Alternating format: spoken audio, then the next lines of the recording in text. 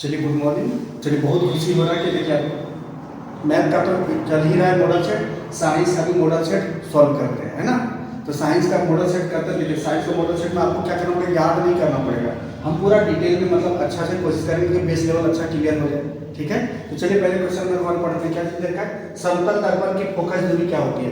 दर्पण कितना प्रकार का होता है, दर्पण दो प्रकार का होता है। इधर देखिए दर्पण कितना प्रकार का, दो प्रकार का। एक कौन सा, एक आपका समतल दर्पण और एक क्या चीज होता है, गोली दर्पण। गोली दर्पण मतलब थोड़ा सा कर्व रहेगा, वक्र रहेगा, है ना। तो वक्र दो तरह का देता है, तुमको ज्यादा उतना दूर नहीं जाना चाहिए। समतल दर्पण में ये है, तो समतल दर्पण का फोकस मतलब जैसे ये कर्व है, अगर हम कोई वृत्त खींच सकते हैं, इसका कोई ना कोई सेंटर होगा, होगा कि नहीं होगा, वो वक्रता क्या है। और इसका बीच में ये देखिए, इस पर प्रकाश आएगा और प्रकाश चला जाएगा। फोकस इसका क्या होता है, अनंत होता है। इसका फोकस क्या होता है, अनंत पर स्थित होता है, ठीक है।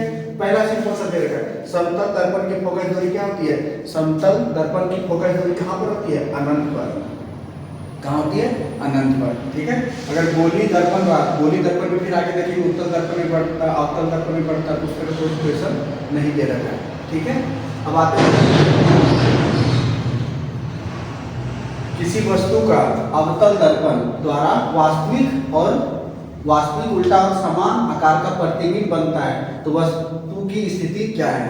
तो देखिए अवतल दर्पण में टोटल केस कितना होता है, 6 केस होता है। 6 केस में एक केस ऐसा होता है जिसमें वस्तु जो है ना क्या बनता है, उल्टा बनता। क्या बनता, उल्टा बनता और वास्तविक बनता और वस्तु के आकार का बनता। कहाँ पर बनता है, इसके लिए देखिए क्या देखते हैं, तो वस्तु को हम लोग कहाँ पे रख सकते हैं। जैसे मान लीजिए ये दर्पण है और अगर हम सी पर रख देते हैं, कहाँ पर, सी पर रखते, याद कीजिए सी पर रखते वस्तु को, ये क्या जाएगा, समांतर और फोकस से होकर चला जाएगा। और एक आपका क्या चीज है, ये रहा एफ, और अगर एफ से लेकर जाए तो कहाँ पे जाएगा, सी से लेकर जाएगा। देखिए यहीं पर लगभग कटता, और लगभग नहीं पूरा पूरा हम रफली बना दे रहे हैं। इसका पिक्चर कहाँ, उल्टा बन रहा है और कहाँ पर है, वस्तु को जब हम सी पर रखेंगे तो ही प्रतिबिंब क्या बनेगा, वास्तविक बनेगा, उल्टा बनेगा और वस्तु के बराबर बनेगा। मतलब ये दोनों बराबर होगा। वस्तु कहाँ पे रखा हुआ है, सी पर रखा हुआ है, तो वस्तु एफ पर रखेंगे नहीं, जब वस्तु को जब एफ पर रखेंगे प्रतिबिंब कहाँ पर बनेगा, अनंत पर बनेगा। और जब वस्तु को कहाँ पे, अनंत पर रखेंगे तो कहाँ पर बनेगा, तो फोकस पर बनेगा। सी पर रखेंगे तो सी पर ही बनेगा, सी से आगे रखेंगे तो सी के पीछे बनेगा, है ना। इसका आंसर क्या रहेगा, किसी वस्तु का अवतल दर्पण, वस्तु का स्थिति पूछ रहा है तो वस्तु कहाँ पर रखना होगा, सी पर रखेंगे तभी प्रतिबिंब कहाँ बनेगा, सी पर ही बनेगा, उल्टा बनेगा और क्या बनेगा, वास्तविक बनेगा, ठीक है। अब फिर आते हैं क्वेश्चन नंबर 3 पढ़िए। निम्न में से किसमें प्रकाश का सबसे तेज गति से चलता है, प्रकाश का चाल। तो ऐसे देखिए, अगर पूछ देगा, अगर इसमें ऑप्शन हम नहीं देखे, प्रकाश सबसे अधिक किसमें चलता है, प्रकाश का चाल कितना होता है, लगभग 3 लाख किलोमीटर पर सेकंड, है ना। वो किसमें है, निर्वात में। निर्वात मतलब खाली जगह, जो अंतरिक्ष में होता, जहाँ पे कोई हवा हुआ कुछ भी नहीं हो, खाली जगह हो, वहां पे सबसे ज्यादा चलता। अब इसके बाद यहाँ पे देखिए कौन दे रखा है, तो ऐसे चलेगा हवा में, हवा से फिर कौन सा आ जाएगा, देखिए कौन है, तेल, पानी, वायु, कागज। तो हवा, ठीक है, हवा में भी लगभग 3 ही मान सकते, थोड़ा सा कम होता है निर्वात के कंपेरिजन में, ठीक है। अब यहाँ पे फिर देखिए क्वेश्चन क्या है, एक लेंस की क्षमता -4D है, उसकी फोकस दूरी क्या होगी। क्षमता दे रखा है, पावर दे रखा है और हमको फोकस दूरी पूछ रखा है। तो देखिए पावर का फॉर्मूला क्या होता है, 1/f। क्या होता है, 1/f। लेकिन कंडीशन क्या है, ये मीटर में लिख लेगा, किसमें लिख लेगा, मीटर में लिख लेगा। यहाँ पे देखिए p कितना दे रखा है मेरा, एक लेंस की क्षमता -4 है, यहाँ पे देखिए -4 लिख दे रहे हैं, ठीक है। तो अब यहाँ पे देखिए 1/f है, मीटर में होगा। इसको हम उल्टा करें रेसिप्रोकल, तो इसको भी रेसिप्रोकल कर देंगे, कितना हो जाएगा, -1/4। और यहाँ पे कितना निकलेगा, f, तो किसमें होगा, मीटर में हो जाएगा, ठीक है। मीटर में जब हो जाएगा, देखिए इसको क्या है, दशमलव में अगर हम लिखें तो दशमलव में लिखेंगे तो ऑप्शन देखिए क्या चल जाएगा, 4 मीटर, नहीं ऑप्शन ही नहीं है। -40 मीटर, 40 मीटर का भी तो चांस नहीं है, बचा कौन सा, 25 सेंटीमीटर, और ये क्या है, इतना। तो ट्राई करके देखते हैं, है ना। यहाँ पे देखिए कितना हो जाएगा, 0.05 मीटर। तो अगर इसको हम कन्वर्ट करेंगे कितना हो जाएगा, माइनस डिवाइड करते हैं, देखिए पॉइंट देंगे, कितना होगा, 0 पॉइंट, फिर 2 बार में 8, ठीक है, 2 आया, 5 चौके 20, इतना मीटर क्या निकल आया, एफ निकल आया, ठीक है। ये देखिए हम लोग का क्या चीज है, आंसर, ठीक है।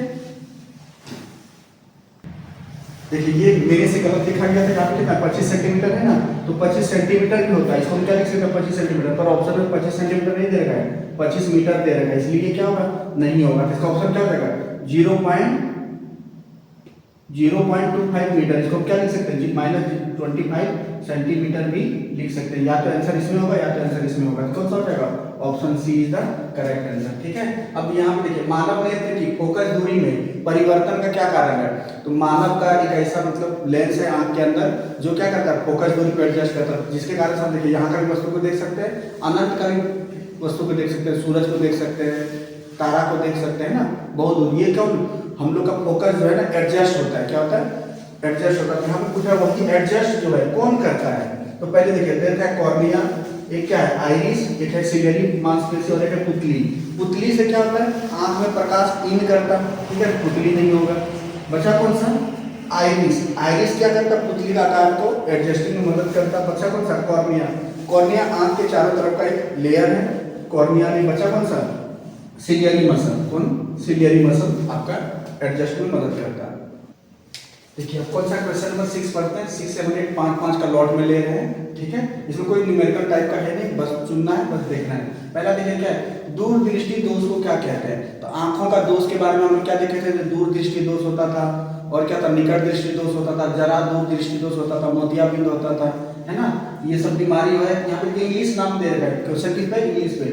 दूर दृष्टि दोष को क्या बोलते हैं, तो देखो दूर दृष्टि दोष को हाइपरमेट्रोपिया बोलते हैं, निकट दृष्टि दोष को मायोपिया बोलते हैं, मोतियाबिंद कैटरैक्ट होता, फिर और एक क्या होता, प्रेस बायोपिया, जरा दूर दृष्टि का, है ना। इसमें सिंपल सा देखा इंग्लिश नाम है, दृष्टि दोष, दूर दृष्टि दोष को क्या कहते हैं, हाइपरमेट्रोपिया। ओके, अब बस दूसरा देखिए, प्रतिरोध का एसआई मात्रक क्या है, तो ओम का नियम देखें हम लोग, V बराबर I इंटू R होता था। यहाँ पे V क्या चीज था, पोटेंशियल डिफरेंस, विभवांतर था, I क्या चीज था, धारा था, और R क्या था, प्रतिरोध। ये ओम का नियम निकाला था, ओम का नियम ही क्या चीज, स्थिरांक को निकाला था। तो यहाँ पे देखिए प्रतिरोध का एसआई मात्रा क्या चीज था, ओम था, क्या था, ओम। ठीक है, ये कौन निकाला था, ओम निकाला था, ओम निकाला था, ओम स्थिरांक। इसको किससे दिखाते हैं, ओम से। ओम को क्या चीज हो गया, देखिए इस तरह से लिखते हैं, ओम, इसका एसआई मात्रक ओम है, इसको इस तरह से भी लिखते हैं। ये कौन है, धारा। धारा का क्या चीज है, एम्पियर, क्या होता है, एम्पियर। और फिर ये क्या है, विभवांतर। विभवांतर, विभवांतर का क्या होता है, वोल्ट हो जाता है ना। ओम का नियम दिया था, V बराबर I इंटू R। यहाँ पे देखिए कौन है, वोल्ट है, वोल्ट विभवांतर, फैराड आपका क्या चीज है, संधारित्र में आ जाएगा। एम्पियर क्या है, धारा का है, ओम क्या चीज है, तो प्रतिरोध का मात्रक ओम में होता है। ठीक है, अब क्वेश्चन में चलते हैं, टंगस्टन। टंगस्टन का उपयोग किसमें किया जाता है, देखिए टंगस्टन एक बहुत ही अच्छा मेटल है, और टंगस्टन ऐसा है ना, जिसका सबसे ज्यादा उच्च गलनांक किसका होता है, टोटल तत्वों में से सबसे ज्यादा टंगस्टन का होता है। और टंगस्टन कैसा है, चालक है, क्या है, चालक। यहाँ पे देखिए धातु निष्कर्षण में टंगस्टन का कोई उपयोग नहीं कर सकता।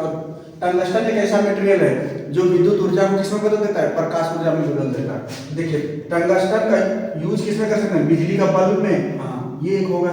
कुचालक है, कुचालक नहीं सुचालक है। दूसरा चीज है वस्त्र निर्माण, वस्त्र निर्माण इस समय तो होगा नहीं, बचा कौन सा, बिजली के बल्ब में उपयोग होता है ना। 10 रुपये का जो बल्ब नहीं होता, उसमें स्प्रिंग टाइप का जो रहेगा बीच में, वो क्या चीज होता है, टंगस्टन का बना होता है। ठीक है, फिर आप देखते क्या, चुंबकीय क्षेत्र रेखाएं निकलती है, तो चुंबकीय क्षेत्र रेखाएं जैसे देखिए ये आपका चुंबक है, चुंबक में क्या होता है, 2 ध्रुव होता, उत्तरी ध्रुव नॉर्थ पोल, दक्षिणी ध्रुव साउथ पोल, है ना। तो हमेशा देखिए चुंबकीय क्षेत्र रेखाएं नॉर्थ पोल से निकलती है और साउथ पोल में मिल जाती है, उत्तरी ध्रुव से बाहर निकलता है और दक्षिणी ध्रुव में समा जाता है। ठीक है, 3-4 प्रॉपर्टी देखे थे कि भाई चुंबकीय क्षेत्र रेखा कभी एक दूसरे को नहीं काटती है, चुंबकीय क्षेत्र रेखा एक लूप का निर्माण करती है। 3 प्रॉपर्टी लिखने आएगा, उसमें क्या उत्तरी ध्रुव से निकलता है, दक्षिणी ध्रुव में समा जाता है। तो चुंबकीय क्षेत्र रेखा निकलती है, दक्षिणी ध्रुव नहीं, उत्तरी ध्रुव से निकलती है। ठीक है, अब देखिए क्या निम्नलिखित में कौन सा हमारे लिए ऊर्जा का प्रमुख स्रोत है, ऊर्जा का बढ़िया स्रोत, मेन सोर्स कौन सा है, एलपीजी नहीं, लिक्विफाइड पेट्रोलियम गैस, ये भी एक दिन क्या हो जाना, खत्म हो जाना। तो ये क्या है, यूज तो होगा नहीं। परमाणु ऊर्जा, परमाणु ऊर्जा मतलब नाभिकीय संलयन या नाभिकीय विखंडन, ये भी क्या है, यूरेनियम जैसा एलिमेंट रहेगा, या फिर क्या बोल सकते हैं, इसको हम लोग संभाल नहीं सकते, बहुत ही ज्यादा ऊर्जा देता। सीएनजी, सीएनजी भी क्या चीज है, कंप्रेस्ड नेचुरल गैस, है ना। ये भी क्या चीज है, मेथड गैस, इसका भी यूज लिमिट है। एक बचा कौन सा, सौर ऊर्जा। जब तक अर्थ रहेगा, धरती रहेगा, सूरज रहेगा, चलता रहेगा ऊर्जा, इसका ये मेन सोर्स हो जाएगा, परम सोर्स सौर ऊर्जा। चलिए क्वेश्चन नंबर क्या देखते हैं, 11 देखते हैं। 11 में क्या दे रखा है, रासायनिक समीकरण को हम किस नियम के अनुसार संतुलित करते हैं। देखिए रासायनिक अभिक्रिया को संतुलित करना क्यों आवश्यक है, तो रासायनिक अभिक्रिया को संतुलित इसलिए करना जरूरी है। देखिए 5 अभिकारक जो भाग लेता अभिकारक, अगर 5 किलो अभिकारक हम जमा किए और अगर इस तरह से देखेंगे, अगर संतुलित नहीं करेंगे तो हो सकता है कि मैथ में क्या दिख जाए, प्रैक्टिकली तो पॉसिबल नहीं है, पर थ्योरेटिकली क्या दिख गया, 10 किलो बन गया, 15 किलो बन गया या 2 किलो बन गया। तो रासायनिक समीकरण में जो है ना, द्रव्यमान संरक्षण का नियम का पालन किया जाता है। क्यों संतुलित किया जाता है, द्रव्यमान संरक्षण का नियम का फॉलो करने के लिए, है ना, उसी को। अब फिर दूसरा चीज क्या देखते हैं, FeCuSO4, यहाँ देखिए आयरन है, कॉपर सल्फेट है, तो आयरन क्या है, कॉपर से ज्यादा अभिक्रियाशील है, और ये क्या कर दे रहा है, आयरन कॉपर को कॉपर सल्फेट से विस्थापित कर दे रहा है। तो ये कौन सा अभिक्रिया है, विस्थापन अभिक्रिया। संयोजन में क्या होता है, 2 अभिकारक जुड़कर एक नया पदार्थ होता है। इसमें देखिए 2 है, 2 ही बन रहा, जुड़ तो नहीं रहा, टूट भी नहीं रहा, बस कौन रहा है, विस्थापन और द्विविस्थापन। विस्थापन में देखिए कौन, आयरन से कॉपर को विस्थापित कर दे रहा है, कॉपर फिर किसी और को नहीं कर रहा है ना। यहाँ पे क्या देखेंगे, तो विस्थापन अभिक्रिया हो जाएगा। फिर तीसरा देखते हैं, H+ आयन की सांद्रता किस पदार्थ में सबसे अधिक होती है, H+ की सांद्रता। H+ की सांद्रता हम लोग देखते हैं, मेन जो अम्ल हम लोग का कौन सा है, HCl, HNO3 और कौन सा H2SO4 और आपका क्या H3PO4। फास्फोरिक अम्ल, सल्फ्यूरिक अम्ल, नाइट्रिक अम्ल और हाइड्रोक्लोरिक अम्ल में ये सब में सबसे ज्यादा सांद्र अम्ल जिसको बोला जाता है, प्रबल अम्ल, इसमें ज्यादा होता है। यहाँ पे देखिए नींबू का रस कैसा है, ये आपका क्या बोल सकते हैं, नॉर्मल है, ठीक है, और आपका अम्ल में नॉर्मल है। शुद्ध जल का क्या होता है, ये अम्लीय नहीं होता, उदासीन होता। ये milk of magnesia, milk of magnesia क्या चीज है, क्षारीय होता, ठीक है। और बचा कौन सा, जठर रस। जठर रस में क्या होता है, पेट का मतलब पेट में जो एंजाइम होता है आमाशय में HCl होता है ना। HCl क्या चीज है, तो आपका एक अम्ल है प्रबल, तो H+ आयन की सांद्रता किसमें होगा, HCl में, जठर रस में सबसे ज्यादा होगा। फिर आते हैं क्वेश्चन में क्या, ABCD का pH का मान, तो pH का मान क्या चीज है, अम्लीय और क्षारीय हम लोग नापने के लिए करते हैं। इसका मान कितना होता है, 0 से लेकर 14 तक के बीच में होता है। 0 से लेकर 7 तक रहेगा तो ये क्या है, अम्ल है। 7 से लेकर 14 तक क्या है, क्षारीय है। 7 रहेगा तो ये क्या, उदासीन है, ना अम्ल है ना क्षार है, ठीक है। और इसका मान देखिए, जितना कम होगा उतना अम्लीय गुण ज्यादा होगा, और जिधर 14 के उधर करीब रहेगा तो क्षारीय गुण ज्यादा होगा। तो देखिए यहाँ पे देख रहे हैं निम्नलिखित में से, अच्छा सॉरी ये क्वेश्चन, पदार्थ ABCD का pH मान, तो सबसे कम कौन है, क्योंकि अम्ल के बारे में पूछ रहा है, तो सबसे कम कौन है, तो 5। तो 5 कौन है, A है, A हो जाएगा। अगर यही पूछता सबसे क्षार कौन है, तो सबसे ज्यादा मान किसका था, 13 का, तो D हो जाता है ना। तब यहाँ पे देखिए फिर दूसरा क्वेश्चन, निम्न में से किस लवण का प्रयोग सोडा अम्ल अग्निशामक में किया जाता है। सोडा अम्ल अग्निशामक, अग्निशामक मतलब आग बुझाने वाला वस्तु। अगर कोई चीज है, जैसे देखते हैं आजकल आग बुझाने के लिए पानी का यूज करते हैं, कार्बन डाइऑक्साइड का यूज करते हैं, हमको क्या देखना है, कार्बन डाइऑक्साइड जो बनाता है ज्यादा वो क्या होगा, अग्निशामक में यूज होता है। इसमें अग्निशामक में यूज कौन सा, आपका सोडियम हाइड्रोजन कार्बोनेट या सोडियम बाइकार्बोनेट का यूज किया जाता है, ठीक है।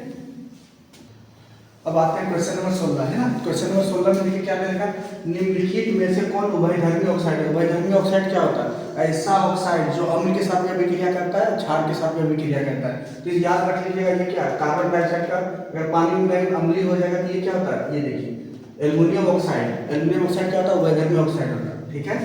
दिए गए तत्वों के इलेक्ट्रॉनिक विन्यास में कौन उत्कृष्ट गैस है। उत्कृष्ट गैस मतलब जिसका बाहरी कक्षक पूर्ण हो, उसको क्या बोलते हैं, उत्कृष्ट गैस। जैसे helium, neon, argon, krypton, xenon, radon, ये सब क्या है, उत्कृष्ट गैस है। यहाँ पे देखिए आखिरी तत्व जिसका 8 हो या कंप्लीट हो, पूरा भरा हुआ, उसको क्या बोलते हैं, उत्कृष्ट गैस। यहाँ पे देखिए 1 है तो नहीं, ये खाली है। 7 ये भी खाली है। 8 ये देखिए भरा हुआ है। आखिरी कक्षा में 8 इलेक्ट्रॉन या 2 इलेक्ट्रॉन ही रह सकता है। जैसे हाइड्रोजन और हीलियम के लिए 2 होता है, बाकी सब में कितना, आखिरी में अगर 8 है वो क्या होगा, उत्कृष्ट गैस होगा। आपका क्या है, 2 8 10 हो जाएगा। हाइड्रोजन मतलब हीलियम और नियॉन, ये कौन सा गैस है, नियॉन का है। हमको बस उससे मतलब नहीं, उत्कृष्ट गैस पूछ रहा है। निम्नलिखित में से कौन सा असंतृप्त हाइड्रोकार्बन है। तो हाइड्रोकार्बन कितना होता है, संतृप्त और असंतृप्त। तो संतृप्त का देखिए क्या चीज है, संतृप्त किसको बोलते हैं, आपका एल्केन का फॉर्मूला क्या होता है? CnH2n+2, है ना। और असंतृप्त में क्या आ जाएगा? असंतृप्त में 2 आ जाता है, एल्काइन और एल्कीन। इसमें सिंगल बॉन्ड रहेगा, इसमें डबल बॉन्ड और ट्रिपल बॉन्ड रहेगा, है ना। इसका फॉर्मूला क्या होता है? C2H2n, और इसमें क्या होता है? C2H2n-2। ठीक है, तो आपको बस देख लेना, यहाँ पे देखिए मेथेन है, मेथेन आपका एल्केन में आ जाता है, ठीक है। ये क्या है? संतृप्त है। ये भी क्या है? C2H6, डबल कर देंगे, 2 का 4, 2 6, ये भी इसमें आ जाता है सिंगल बॉन्ड में, ये भी संतृप्त है। आपका देखिए C4H10, ये भी क्या है? संतृप्त है। इसको क्या बोलेंगे? मेथेन, एथेन, ये हो जाएगा ब्यूटेन। ये क्या चीज है? 2 है, एथीन है ना। ये कौन सा है? असंतृप्त हाइड्रोकार्बन, ठीक है। अब यहाँ पे फिर देखिए दूसरा क्या देखा 19 नंबर में, HCHO में कौन सा प्रकार्यात्मक समूह है? इसमें देखिए हम लोग 10th क्लास में कौन कौन सा देखा है? OH रहेगा, एल्कोहल। कीटोन का मतलब क्या है? C, डबल बॉन्ड O, और इधर भी जैसे इसका क्या चीज था, यहाँ पे देख लेते हैं, लिख लेते हैं इधर। कीटोन में क्या चीज है? इस तरह से रहेगा, इधर भी C जुड़ा रहेगा, इधर भी C जुड़ा रहेगा, है ना। ये वाला ग्रुप को हम लोग क्या बोलते हैं? Ketone group. एल्कोहल में क्या रहता है? एल्कोहल में OH रहेगा। आपका फिर क्या? एल्डिहाइड में क्या रहेगा? CHO, क्या रहेगा? CHO ग्रुप, ठीक है। यहाँ पे देखिए SCHO जैसे दे रखा है, कौन सा है? एल्डिहाइड होगा। कार्बोक्सिल का क्या होता है? COOH, ये जुड़ा रहेगा, ठीक। अब आता क्या देखा है? ये गए तत्वों में किसमें संयोजी इलेक्ट्रॉनों की संख्या लिथियम के बराबर है। तो संयोजी इलेक्ट्रॉनों की संख्या मतलब क्या होता है? इलेक्ट्रॉनिक विन्यास अगर करेंगे तो बाहरी कक्षा में जो इलेक्ट्रॉनों की संख्या होगा उसी को क्या बोलते हैं? संयोजी इलेक्ट्रॉन या फिर वैलेंस इलेक्ट्रॉन, है ना। तो वैलेंस इलेक्ट्रॉन 2 दे रखा है, किसका? एक आपका है लिथियम के बराबर है। तो लिथियम का कितना होता है? टोटल परमाणु कितना होता है? प्रोटॉनों की संख्या 3 होता है। 3 में अगर इलेक्ट्रॉनिक विन्यास करेंगे पहला में कितना जाएगा? 2, उसके बाद कितना बचेगा? 1। तो ये बाहरी कक्षा में कितना इलेक्ट्रॉन है? 1 है। इसका वैलेंस इलेक्ट्रॉन कितना है? 1। तो हमको ये देखना है मैग्नीशियम, कैल्शियम, पोटासियम और एल्युमिनियम में वैलेंस इलेक्ट्रॉन, संयोजी इलेक्ट्रॉन किसमें 1 है? वही आंसर हो जाएगा। यहाँ पे देखिए इसका कितना होता है? मैग्नीशियम का 12 होता है, तो 12 का कितना होगा? 2 8 10 2 12, ठीक है। इसमें देखिए बाहरी कक्षा में कितना इलेक्ट्रॉन है? 2 है। और जबकि लिथियम में कितना था? 1 था, ये नहीं होगा। फिर बचा कौन सा? कैल्शियम का करते हैं 20, पहले 2 8 8, फिर कितना? 8 8 16 2 18 2 20। इसमें भी बाहरी कक्षा में कितना है? 2 है। तो संयोजी इलेक्ट्रॉन की संख्या कितना है? 2 है, ये भी नहीं होगा। बचा कौन सा? पोटासियम करके देखते हैं 19 होता है। 2 8 8 8 8 16 2 18 1 19। इसका बाहरी कक्षा में कितना है? 1 इलेक्ट्रॉन है। इसका भी बाहरी कक्षा में कितना इलेक्ट्रॉन है? 1 इलेक्ट्रॉन है। तो दोनों का संयोजी इलेक्ट्रॉन क्या है? इक्वल है। ऑप्शन क्या हो जाएगा? सी। इसका भी करके देख लेते हैं, कितना हो जाएगा? 2 13 होता है, 2 8 10 3 13। बाहरी कक्षा में कितना है? 3। तो वैलेंस इलेक्ट्रॉन इसका कितना है? 3। तो ऑप्शन करेक्ट क्या होगा? पोटेशियम हमारा आंसर आ जाएगा। देखते हैं क्वेश्चन नंबर कितना? 21 में क्या देखा? अमीबा में किस प्रकार का पोषण होता है? पोषण देखते हैं हम कितना तरह का? स्वयंपोषी, परपोषी में कितना टाइप आ जाता है? 3 टाइप आ जाता है। परजीवी आ जाता है, मृतजीवी आ जाता है और सहजीवी आ जाता है ना।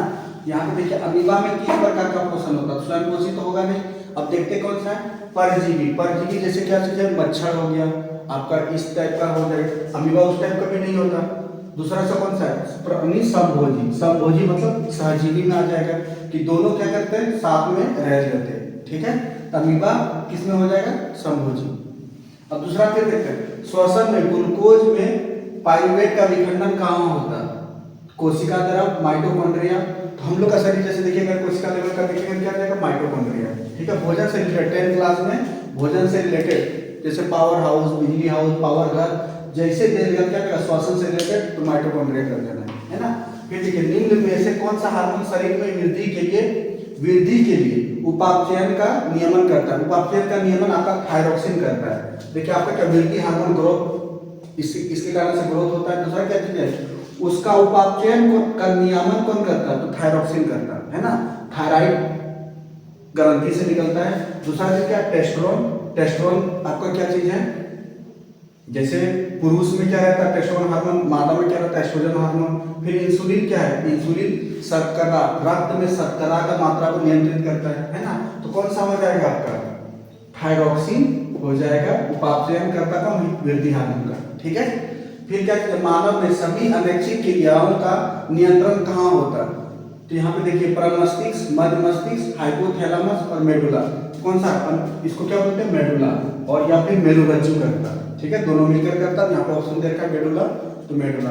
फिर देखिए चित्र में से किस प्रकार का जनन प्रदर्शित करता है? तो देखिए चित्र दे रखा होगा, तो चित्र इस तरह से एक जीव है, फिर ये कितना भाग में बढ़ गया? 4 भाग में बढ़ गया, ऐसा ऐसा ऐसा, और ये फिर चारों क्या है? अलग नया नया जीव बना दिया। तो देखिए एक जीव का एक एक पार्ट अगर कट रहा है ना, रीजनरेशन में आ जाता है। तो विखंडन मतलब टूटना, खंडन मतलब भी क्या होता? टूटना। अब आपका देखिए पुनरुद्भवन, पुनरुद्भवन मतलब फिर से नया जीव बना लेना। कोई भी पार्ट अगर कट रहा है फिर से नया जीव बना ले रहा है तो पुनरुद्भवन। मुकुलन क्या चीज है? मुकुलन छोटा सा बड या कली निकलता है, फिर ये धीरे धीरे बड़ा होकर नया बना लेगा। तो पुनरुद्भवन पिक्चर के अनुसार जो है वो पुनरुद्भवन। अब चलते आगे। अब क्वेश्चन नंबर क्या आता है? 26 से 30 है, एक नंबर का मॉडल सेट का लास्ट मतलब 30 तक है, देखना है। अब इसमें देखिए क्या देखा है? मानव में निषेचन कहाँ होता है? मानव में निषेचन कहाँ होता है? निषेचन क्या होता है? निषेचन हो गया नर युग्मक और मादा युग्मक। नर युग्मक में कौन आ जाएगा? आपका शुक्राणु आ जाएगा, और मादा युग्मक में अंडाणु हो जाएगा। शुक्राणु और अंडाणु कहाँ पर मिलता है उसके बारे में पूछ रखा है। तो देखिए कौन दे रखा है? शुक्रवाहिका। शुक्रवाहिका तो नर में पाया जाता है, ऑप्शन नहीं है। कौन? गर्भाशय। गर्भाशय क्या चीज है? निषेचन के बाद पोषण के लिए जहां पर आता है वो गर्भाशय है। योनि क्या है? परिवेश द्वार। तो यहाँ पे बचा कौन सा? अंडवाहिनी। अंडवाहिनी में ही नर युग्मक और मादा युग्मक मानव का क्या होता है? मिलता है। ये क्या होगा? ऑप्शन अंडवाहिनी, है ना। फिर दूसरा चलते हैं, किसी जीव में कोई गुण प्रभावित होता है। तो कोई नया जीव जब आता है, तो देखिए अगर आदमी का एग्जाम्पल ले लेते हैं, इसमें ह्यूमन में कितना 46 गुणसूत्र होता, डीएनए होता। अब यहाँ पे देखिए क्या होता है? 23 नर से मिलता है, 23 मादा से मिलता है। ये देखिए दोनों से मिलता है। किसी भी नया स्पीशीज का गुण उसका माता और पिता दोनों से मिलता है ना। यहाँ पे क्या हो जाएगा? दोनों। अब फिर क्या देगा? नाभिकीय विद्युत संयंत्र में किस प्रकार से ऊर्जा मुक्त होती है? नाभिकीय विद्युत संयंत्र में न्यूक्लियर रिएक्टर, जहाँ पे बिजली बड़े पैमाने पर बनाया जाता है, जिसमें से क्या यूरेनियम, थोरियम, प्लूटोनियम इस टाइप का रेडियो सक्रिय पदार्थ यूज किया जाता है। देखिए कौन सा है? तो संलयन में क्या होगा? दो परमाणु का केंद्र आपस में जुड़ जाएगा, जैसे हाइड्रोजन और हाइड्रोजन जुड़ जाएगा, क्या होगा? नाभिकीय संलयन। सूरज में क्या होता है? नाभिकीय संलयन होता है। ठीक है, हम लोग नाभिकीय संलयन वाला इधर नहीं किए हैं अभी तक। क्या है? नाभिकीय विखंडन। नाभिकीय विखंडन क्या होता है? एक बड़ा परमाणु, रेडियो सक्रिय परमाणु क्या होगा? छोटे छोटे परमाणु में टूटता है, तो नाभिकीय विखंडन, और साथ में बहुत सारा ऊर्जा देता है। जल विद्युत अपघटन। और ये देखिए चंद्रमा का गुरुत्वीय खिंचाव अलग लेवल का देगा, इस पे नहीं जाना है। कौन सा हो जाएगा? नाभिकीय विखंडन हो जाएगा। ठीक है, इसमें यूरेनियम, प्लूटोनियम या थोरियम जैसे मटेरियल छोटा छोटा तत्व में टूट जाता है। इसको क्या बोलते हैं? नाभिकीय विखंडन। और देखिए हरे पौधे का पत्तियां द्वारा सौर ऊर्जा का कितना प्रतिशत खाद परिवर्तन में खर्च होता है? जैसे सोलर ऊर्जा आ रहा है, सोलर ऊर्जा से कौन सा खाना जो बना रहा है, ग्लूकोज जो बना रहा है, वो कितना प्रतिशत कन्वर्ट करता है? इसमें कितना दे रखा है? 1%। कितना? 1%। फिर क्या देखा है? निम्न में से किसका प्रयोग पर्यावरण के लिए लाभदायक है? पहला क्या? थर्मोकोल का कप। तो थर्मोकोल कप क्या चीज है? देखिए इसमें क्या होता है? ये जल्दी सड़ता गलता नहीं है। फिर कौन सा है? प्लास्टिक का कप। प्लास्टिक का भी कप क्या होता है? सड़ता गलता नहीं है। बचा कौन सा? मिट्टी का कप। तो मिट्टी का कप भी हो सकता था, लेकिन मिट्टी क्या है? एक हो गया पक जाने के बाद इसको पकाने में भी क्या होगा? उष्मा देना पड़ेगा, या फिर अलग इसका रिसाइकल फिर से पुनर्चक्रण नहीं होगा। फिर बचा कौन सा? कागज। कागज का कप ज्यादा इजीली होता है, कौन सा हो जाएगा? कागज के कप। ठीक है, अब देखिए मॉडल सेट 2 बनाएंगे 1 नंबर का, क्योंकि दो नंबर का जो है वो बुक से क्वेश्चन है, हम लोग रेगुलर क्लास में पढ़ चुके हैं। अब बस केवल एक नंबर सब देख रहे थे कि उसमें क्या था, इजी। अब मॉडल सेट 2 बनाएंगे। ठीक है,